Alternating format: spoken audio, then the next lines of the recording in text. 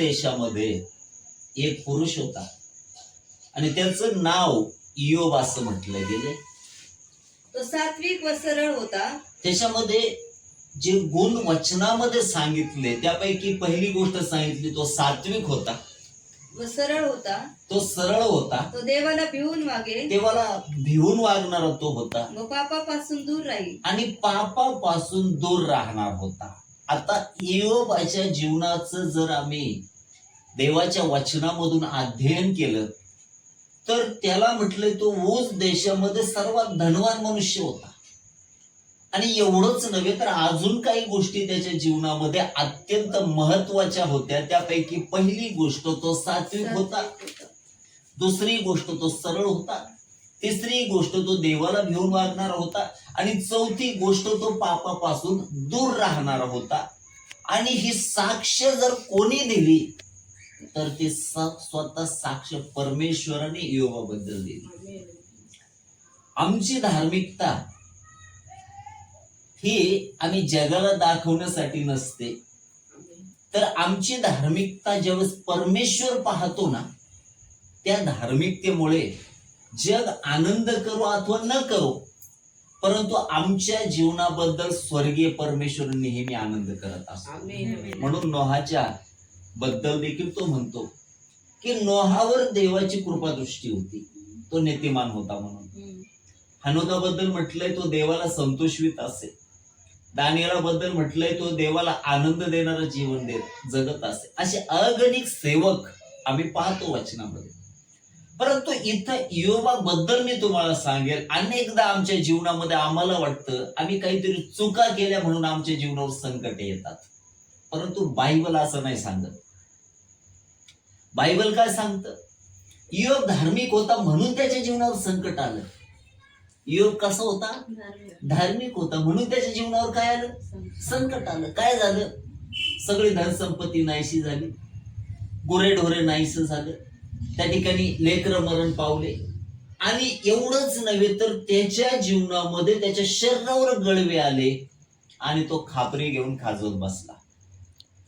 तो काय करत बसला? तो खापरी घेऊन खाजवत बसला, असं वचनामध्ये लिहिलंय. परंतु या सर्व प्रसंगामध्ये जर आम्ही इयोबाच्या जीवनाचं अध्ययन केलं किंवा इयोबाच्या जीवनाकडे जर पाहिलं ना, कुठल्याही प्रसंगामध्ये इयोबाने देवाविरुद्ध कुरकुर केलेली आम्हाला दिसत नाही. आणि वचन आम्हाला पुढे सांगतं की त्याची बायको म्हटली देवाचं नाव सोडून द्या आणि मरून जा. का? कारण तिची धार्मिकता जी होती ना, ती त्याच्या श्रीमंतीवर होती. तिची धार्मिकता कशावर होती? श्रीमंतीवर होती. तिची धार्मिकता जैविक आयुष्यारामावर होती. तिची धार्मिकता धनसंपत्तीवर अवलंबून होती. परंतु धार्मिकता, खरी धार्मिकता जी आमच्या चरित्रात बसते ना, ती आमच्या धनसंपत्तीवर किंवा श्रीमंतीवर, गरिबीवर किंवा आजारी असण्यावर किंवा नसण्यावर अवलंबून नसते, तर सर्व प्रसंगामध्ये आमच्या धार्मिकतेची लेवल नेहमी ती असते. त्याला म्हटलंय खरी धार्मिकता. आणि म्हणून इयोबाच्या शरीरावर गळवे आले, तो धूळराखेत बसला. परंतु वचनामध्ये म्हटलंय परमेश्वराच्या बद्दल त्याच्या मुखाने काही पाप झालं नाही, काहीही पाप झालं नाही. आता बाळासाहेबांचं जीवन मी काही दिवसापासून पाहतो, त्यांच्याकडे येणं, या व्यक्तीच्या जीवनामध्ये मला देवाच्या कार्याबद्दल अफाट कळवळा दिसतो. इतका कळवळा दिसतो ना, खूप कळवळा आहे.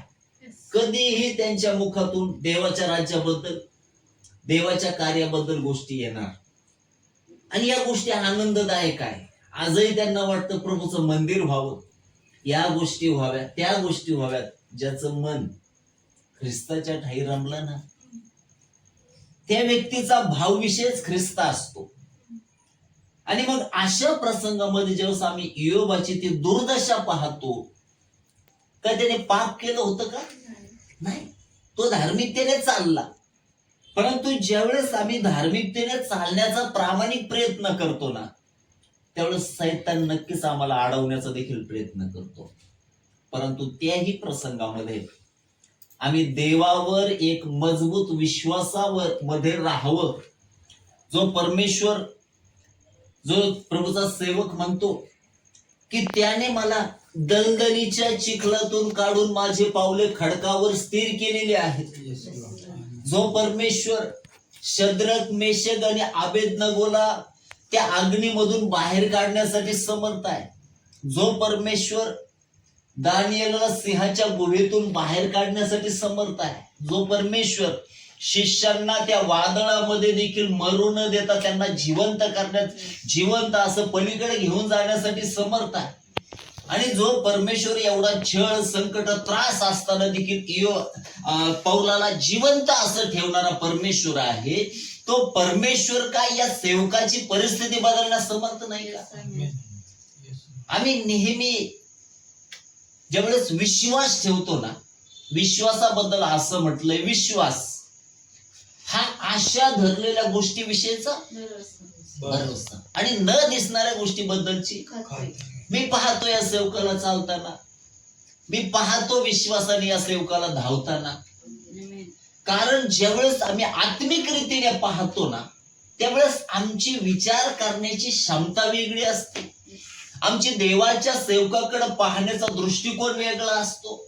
आणि जर तसं नसतं तर आम्ही तो पेत्र कधीच त्या लंगड्या भिकाऱ्याला म्हटला नसता, उठ, माझ्याकडे सोनं रुपये काही नाही, उठ, येशू ख्रिस्ताच्या नावाने चालू लाग. आणि तत्काळ त्याच्या घोट्यामध्ये बळ आलं आणि वचनामध्ये म्हटलंय तो आनंद करीत मंदिरात गेला. जो त्याचा परमेश्वर आहे तोच आपला परमेश्वर आहे. जो आपला परमेश्वर आहे तोच पास्टरांचा परमेश्वर आहे. आणि जर तो आहे ना, तर इर्मया 32 आणि 27 वचन आम्हाला असं सांगतं, तो अखिल मानवजातीचा देव आहे आणि त्याला अवघड असं काहीच नाही.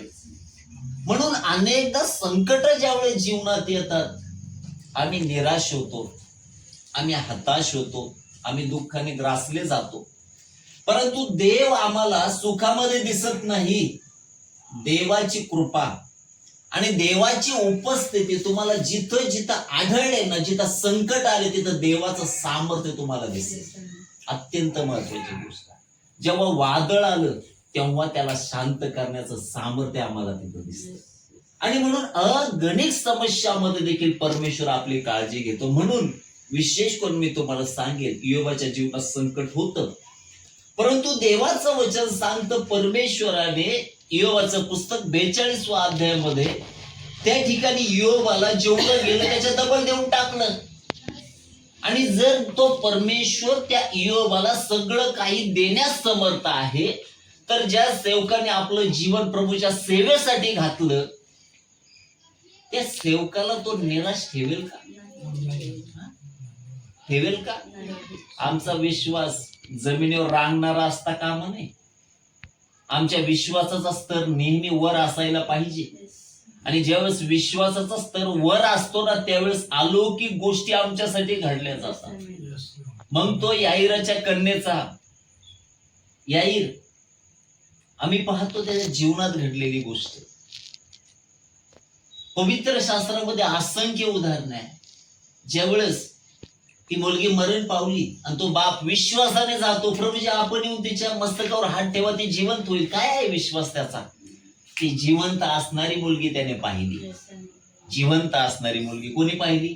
त्या बापाने पाहिली. तुमच्या कुटुंबाला मी सांगेल, ज्या देवाची मी सेवा करतो ना, तो देव मुक्यांना वाचा देण्यास समर्थ आहे, लंगड्यांना चालवण्यासाठी समर्थ आहे, आंधळ्यांना दृष्टी देण्यास समर्थ आहे, तो मेलेल्यांना जिवंत करण्यास समर्थ आहे. आणि ज्या वेळेस आम्ही पाहतो, एनेसच्या घरी पेत्र गेला आणि पेत्राने म्हटलं, एनेस आपला अंथरूण नीटनेटकं कर. 8 वर्षाचा अपक्षघाताने पिडलेला एनेस उठला आणि देवाचं वचन सांगतं, त्या दिवशी तो नीट झाला, कारण देवाचं सामर्थ्य त्याच्या जीवनामध्ये कार्य करत होतं. म्हणून नेहमी निराशा, नकारात्मकता आमच्या जीवनात असता कामा नये. आणि म्हणून मी आनंदाची गोष्ट यासाठी सांगेल, या सेवकाने काय केलं तर आपलं जीवन प्रभूसाठी दिलं. किती आनंदाची गोष्ट आहे. जगभरामध्ये काम करणारे उताडा आलाय, काय आहे त्यांच्या जीवनाचं सार? शेवटी पेनं खाणं, जैगिक जीवन, आनंद नाही, सुख नाही, शांती नाही, परंतु ज्या सेवकाने जीवन प्रभूच्या सेवेसाठी दिलं, प्रभू त्याला उठवणार नाही का? म्हणून नेहमी आमच्यामध्ये पॉझिटिव्हनेस असायला पाहिजे, आणि जे विश्वास ठेवतात ना त्यांच्यासाठी परमेश्वर अलौकिक गोष्टी करणार आहे. आमेन. जेव्हापासून मी तुमच्या घरामध्ये येतो, देवाचा आत्मा मला ऊर्जा देतो आणि तो सांगतो हा सेवक येणाऱ्या दिवसामध्ये धावणार आहे. आणि म्हणून या गोष्टी केवळ बोलण्यासाठी नसतात, ह्या गोष्टी अनुभवण्यासाठी असतात, यासाठी की आमचा विश्वास मजबूत व्हावा. Yes, आमेन. म्हणून ज्यावेळेस मी त्या गोष्टी पाहतो ना त्या अलौकिक आहे.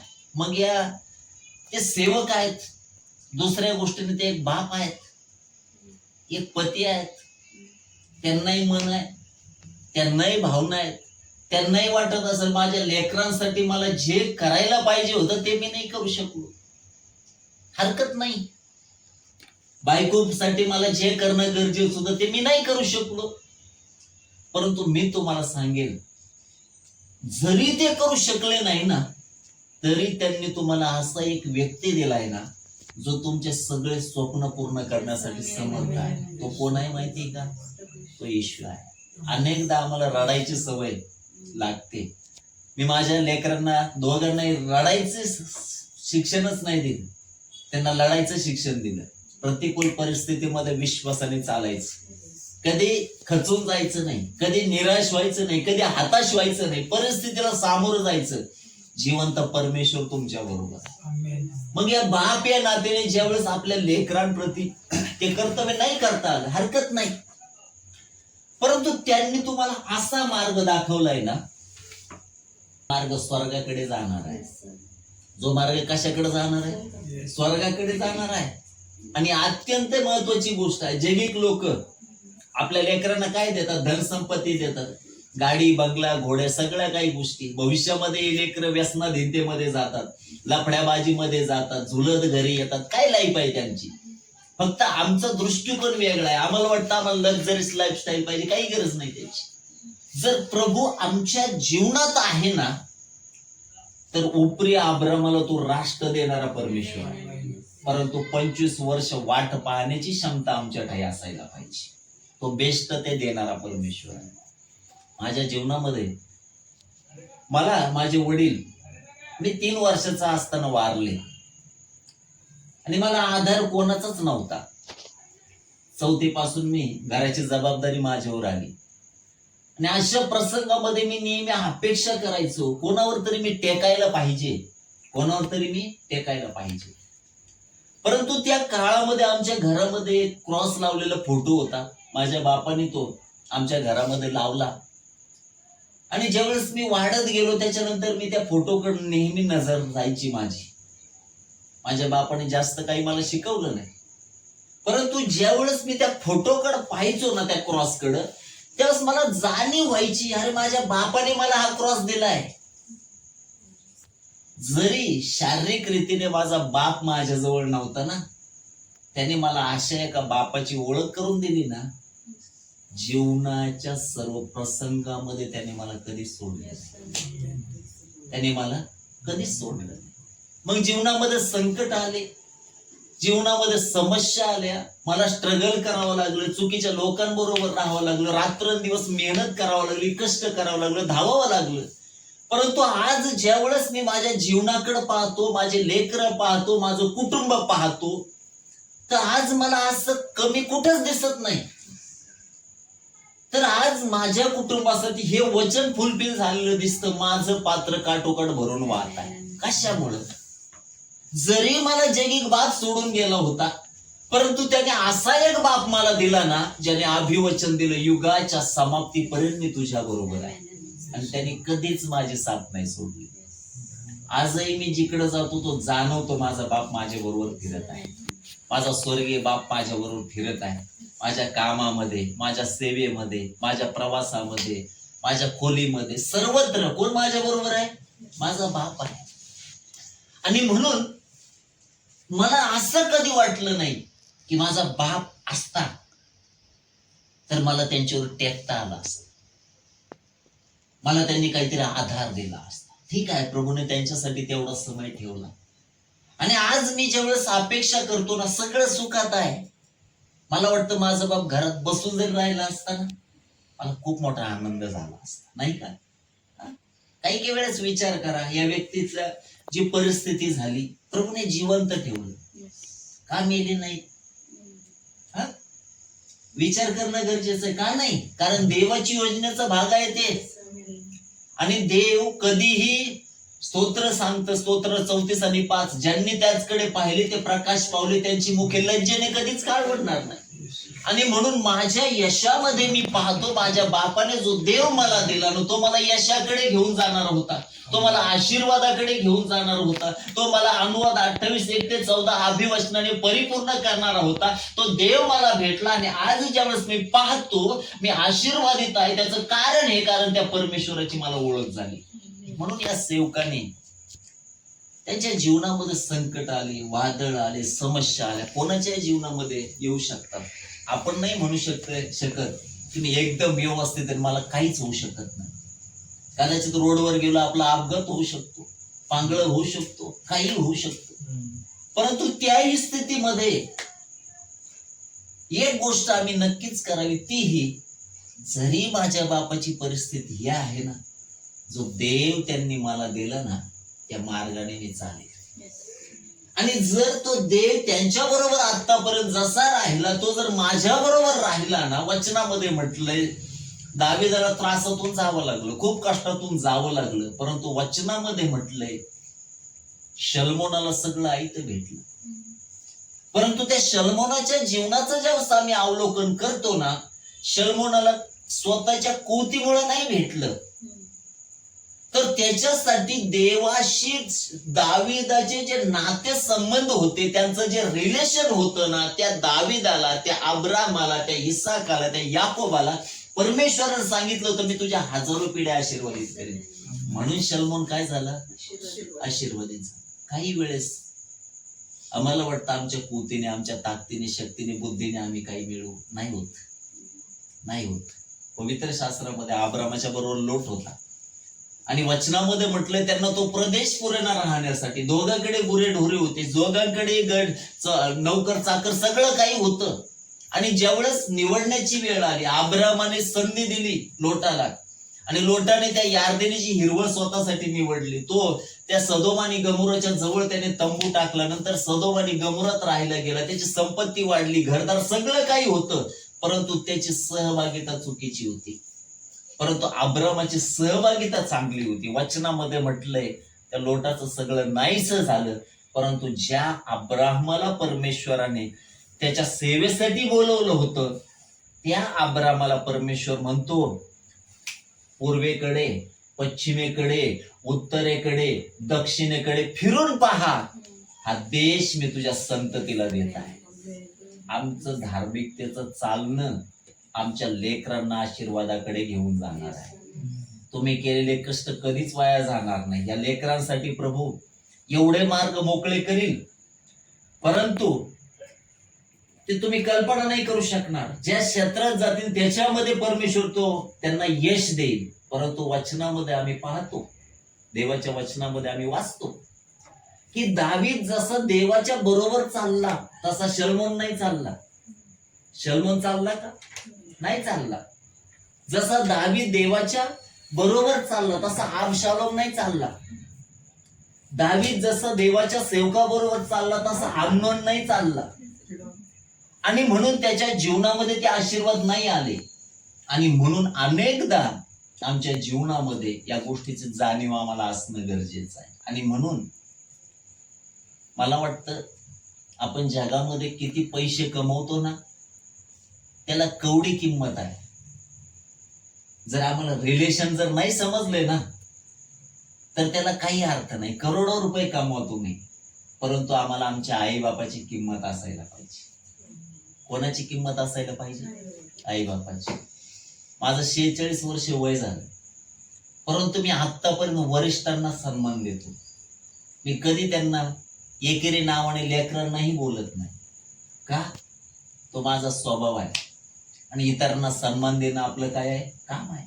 आणि म्हणून मी तुम्हाला सांगेन, देवाच्या राज्यासाठी जर प्रभूने तुमचं कुटुंब निवडलं ना, काय गेलं याचं दुःख करीत बसू नका. तुमचे येणारे दिवस तुमच्या कल्पनेपेक्षा अधिक आशीर्वादाचे असतील. योएलच्या पुस्तकामध्ये देवाचं वचन असं सांगतं, परमेश्वर योएलला म्हणतो, तुझं जेही टोळांनी खाल्लंय ना त्याची मी भरपाई करीन. कोण करीन? मी भरपाई करीन. आणि योबाचं जरी एक पट गेलं, त्याला किती पट दिलं? तो अभिवचनाचा पक्का असणारा परमेश्वर आहे. आणि म्हणून या दिवसामध्ये मी तुम्हाला सांगेल, प्रभूने जर तुमच्या घरामध्ये सेवक दिला ना, मनापासून आदर करा. मनापासून काय करा? एक पती म्हणून करताय तुम्ही, आनंदाची गोष्ट आहे. लेकरं म्हणून आमच्या मनात त्यांच्याबद्दल काय असायला पाहिजे? आदर असायला पाहिजे. सगळ्यात मोठी निवड काय आहे माहितीये का? सेवक या नात्याने परमेश्वराने आम्हाला निवडणं. आम्ही पाहतो, आम्हाला अनेकदा भौतिक लोकांची जीवन आम्ही पाहतो, काही सेवक वर्गाकडे गाड्या घोड्या अमुक तमुक सगळ्या गोष्टी, आपलं वाटतं आमच्याकडे का नाही. प्रत्येक वेळेस देवाकडून सुख घ्यावा असं नाही. आमच्या समयामध्ये तो सुख देखील देण्यासाठी समर्थ परमेश्वर आहे. परंतु प्रत्येक गोष्टीसाठी परमेश्वराने एक समय ठेवलेला आहे. आणि म्हणून दुःखामध्ये देखील जेव्हा आम्ही विश्वास पात्रतेने चालतो ना, त्यावेळेस आमच्या कल्पनेपेक्षा अधिक तो आशीर्वाद देणारा आम्हाला परमेश्वर आहे. आणि म्हणून मला आनंद वाटतो की आज आम्ही तुमच्यामध्ये आहोत. परंतु याचंही दुःख आहे, तुमची मुलगी झोपून राहिली. माझ्या मुलगीचा ताप जरी असताना तिला 200, तरी ती बापासाठी येऊन बसली असती. मला माहिती आहे का? आपला वडिलांचा वाढदिवस आहे. मी माझे 2-3 कार्यक्रम कॅन्सल केले. नाही, सेवकाचा वाढदिवस जाऊ, आनंदाची गोष्ट नाही का? काही वेळेला त्रास देणाऱ्या गोष्टी वाटतात आपल्याला, परंतु याची आपला जाणीव असायला पाहिजे. एक आई बापांच्या आनंदात आपण नाही सहभागी होऊ शकत का? ठीक आहे, इथं प्रार्थना चालली ना, तो आरोग्य देणारा परमेश्वर यहोवा राफा इथं फिरत आहे. आरोग्य देण्यास समर्थ नाही का? समर्थ आहे. आणि आपण सेवक आहे ना, तरी जर आपण या गोष्टी करत बसलो त्याच्यात मजा नाही. आणि म्हणून तुम्हाला वाईट वाटलं अजून वाटू द्या, परंतु लेकरांनाही काही गोष्टी समजून सांगा. आई बापांसाठी नाही तर कोणासाठी? आई बापासाठी नाही तर कोणासाठी? अत्यंत महत्वाची गोष्ट. माझ्या लेकरांना मी नेहमी समजून सांगतो, आपल्या आईला खूप जीव लाव, कारण तिने तुमच्यासाठी खूप काही केलं आहे. किती पैसे कमवून आणतात, पैशाचं काय करायचं? पैशाचं काय करायचं? अपेक्षा आई बाप या नात्याने आमची काय असते माहितीये का? त्यांनी प्रीतीने आमच्याशी बोलावं. अपेक्षा काय असणार? कसं बोलावं? प्रीतीने. तो कमवून किती आणतो दुय्यम आहे माझ्यासाठी. आमचा प्रभू एवढा मोठा आहे ना, कल्पनेपेक्षा मोठा आहे, नाही का? हा फाट गोष्टी पाहिल्यात आम्ही, त्या गोष्टी दुय्यम आहे. परंतु या दिवसामध्ये तुम्हाला सांगेन मी, कुटुंबामध्ये प्रीतीने राहा, विश्वासाने चालत राहा. तुम्ही साधे सुधे लोक नाही, तुम्ही कष्टामध्ये देखील प्रभूचं राज्यासाठी धावत आहात. सिस्टर, प्रभू कष्टामध्ये देखील प्रभूच्या राज्यासाठी तुम्ही धावत आहात. मुलानेही तुम्हाला साथ दिली आणि प्रेषित पौल तुम्हाला तिथे एक आश्वासन देतो, तो म्हणतो प्रभूमध्ये तुमचे श्रम व्यर्थ नाही, तुमच्या पिढ्या ब्लेस होऊन जातील, नाही का? बरोबर ना? म्हणून अपेक्षा कधी माणसाकडून करू नका, लोक आमच्यासाठी काय करतील. ठीक आहे, 50 सेवक नाही आले, परंतु अशोक पाठकला प्रभूने मन दिलं, जा त्या सेवकाकडे.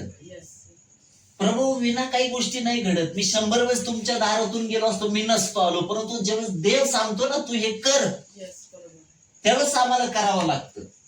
आणि म्हणून कधीही कुठल्या गोष्टीचं दुःख करू नका. या कठीण प्रसंगामध्ये देखील मला अभिमान वाटतो या सेवकाचा, एक प्रामाणिक जीवन जगला ना. बरोबर ना? मी चोऱ्या माऱ्या करून जर माझ्या लेकरांसाठी भलं मोठं साम्राज्य जरी उभं केलं, गळ्यामध्ये त्यांच्या सोन्याच्या साखळ्या आल्या, मनगटामध्ये त्या ठिकाणी लक्झरियस लाईफस्टाईल आहे, गाड्या घोड्या सगळं आणून ठेवलं, काय अभिमान आहे त्यांना बापाचा बरं. परंतु आज जर ते बाप या नात्याने जेव्हा माझ्याकडे पाहतात ना, त्यांना एक गोष्ट नक्कीच दिसेल की तुमचा बाप जो आहे ना तो प्रामाणिक आहे. आणि ज्यावेळेस आरशासमोर तो उभा राहतो ना, वाटणार नाही. वचनामध्ये पाहतो, आरशामध्ये जरी आपण पाहिलं ना, आमच्या चरित्रावर डाग नको, आमचं जीवन तसं असायला पाहिजे, नाही का? आणि म्हणून एक चांगला बाप प्रभूने तुम्हाला दिला, ज्याच्या जीवनामध्ये कोणाचं भय आहे? देवाचं भय आहे. कोणाची सेवा करत आहे? प्रभूची सेवा करत आहे. आणि कोण त्यांच्या सेवेबद्दल संतुष्ट आहे? परमेश्वर, नाही का? सगळ्या गोष्टी मुबलक असताना, सगळं व्यवस्थित असताना सेवा कार्य करणं खूप सोपं आहे. परंतु प्रतिकूल परिस्थितीमध्ये या दासाने आपलं जीवन भर सेवेचं ओझं वाहिलं, नाही का? नाही का? या गोष्टीकडे पाहायला नको का? बरोबर ना? कधी कानगडं केलं का? कधी टाळलं का? त्रास होत असेल त्यांना उभं राहण्यासाठी, त्रास होत असेल त्यांना बोलण्यासाठी, अशक्य असेल त्यांच्यासाठी, परंतु कोणाकडे पाहत राहिले? प्रभूकडे. ज्यावेळेस मी फर्स्ट टाइम तुमच्याकडे आलो त्यावेळेस त्यांची क्रिटिकल कंडिशन होती, परंतु आज त्यांची प्रकृती जर पाहिली, इतका बदल प्रभूने केला ना, तो परमेश्वर अलौकिक गोष्टी करणार आहे. मग हा होणारा बदल आमच्या विश्वासाला वाढवणारा असायला पाहिजे. हा होणारा बदल आम्हाला ऊर्जा देणारा असायला पाहिजे. आणि छोट्या छोट्या गोष्टीमध्ये आनंद आम्ही साजरा करायला पाहिजे. कसा माहितीये का? आईचा वाढदिवस आहे, ठीक आहे, जेवण नाही केलं हरकत नाही, एक केक आणणं, कापणं आनंदाने, आनंदाची गोष्ट नाही का? मुलांचा वाढदिवस, एक केक आणणं, कुटुंबाने आनंद साजरा करणं, ठीक आहे, कोणाला नाही बोलवलं हरकत नाही, करू नाही शकत का आपण? या छोट्या छोट्या गोष्टी आपल्या परिवारामध्ये काय घेऊन येतात? आनंद घेऊन येतात. आणि कधीही आपण हा आनंद मिस करता कामा नये. आणि म्हणून आजच्या दिवशी या सेवकासाठी मी प्रार्थना करीन, प्रभू आपल्या सेवकाला कधीही सोडत नाही. आणि देवाच्या वचनामध्ये मी पाहतो, आलिशाच्या जीवनावर डबल अभिषेक होता. आलिशा मेला, परंतु तो अभिषेक त्याच्या जीवनातला निघून नाही गेला. त्याच्या हाडामध्ये तो अभिषेक होता.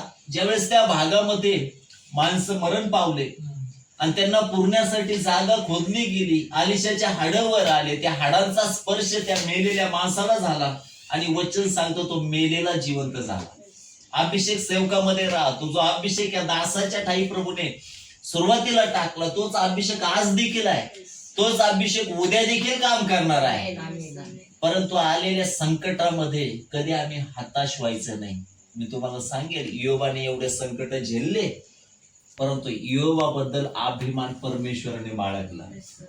या सेवकाबद्दल जगातले लोक काय म्हणतात त्याच्याबद्दल आपलं काही घेणं देणं नाही, परंतु या सेवकाबद्दल परमेश्वर नक्कीच आज संतुष्ट असं. शाबास माझ्या भल्या व विश्वासू दासा.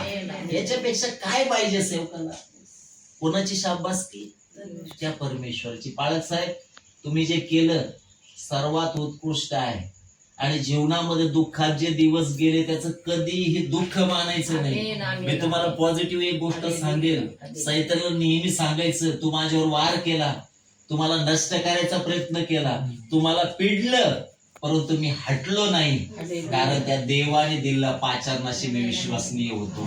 त्या देवाने दिलेल्या सेवेशी मी विश्वसनीय होतो. आणि जसा प्रेषित पौल म्हणतो ना, मी धाव संपवली आहे आणि विश्वास राखला आहे. आतापर्यंत ज्या देवाने तुम्हाला कृपा पुरवली, तुमची धाव सेवेची पूर्ण करण्यासाठी देखील तो परमेश्वर तुमच्या बरोबर आहे. आणि म्हणून नेहमी नकारात्मकता जीवनात कधीच ठेवायची नाही. असं म्हटलंय, जिथं विश्वास आहे तिथं आशा आहे, आणि जिथं आशा आहे ती आम्हाला लाजवीत नाही. आणि तेच वचन सांगतं, त्याच्यावर विश्वास ठेवणारा कधीच लज्जित फजित होत नाही. म्हणून विशेष करून आजच्या वाढदिवसाच्या तुम्हाला हार्दिक शुभेच्छा. देवा तुम्हाला उत्तम आरोग्य देव, देवा तुम्हाला उदंड आयुष्य देव, देवा तुम्हाला विशेष करून त्याच्या सेवेसाठी अधिक सामर्थ्याने येणाऱ्या दिवसात उपयोगात आणू, ही आमची आणि आमच्या मंडळीची तुमच्यासाठी प्रार्थना आहे. म्हणून यावेळेस आपण डोळे बंद करूया आणि प्रार्थना करूया.